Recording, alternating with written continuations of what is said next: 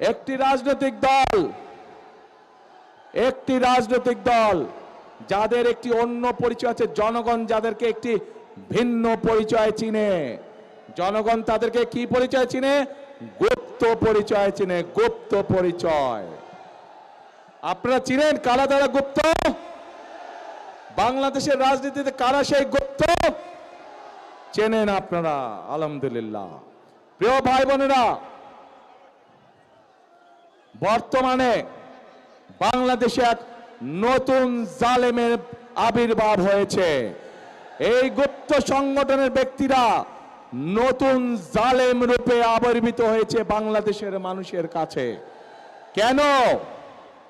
প্রিয় ভাই বোনেরা, এই বাংলাদেশে আবহমান কাল ধরে, শত হাজারো বছর ধরে এই বাংলাদেশে নারী পুরুষ সকলে মিলে মাঠে কাজ করে। বাংলাদেশে যেমন কৃষক ভাইরা কাজ করে মাঠে, একইভাবে আমরা জানি বাংলাদেশের বিভিন্ন প্রত্যন্ত অঞ্চলে কৃষানির বোনরাও তারা মাঠে কাজ করে।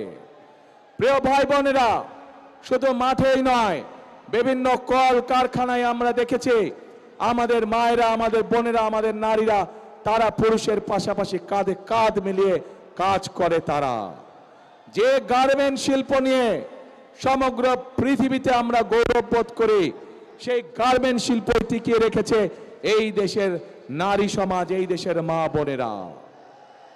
প্রিয় ভাই বোনেরা, আজ আমরা অত্যন্ত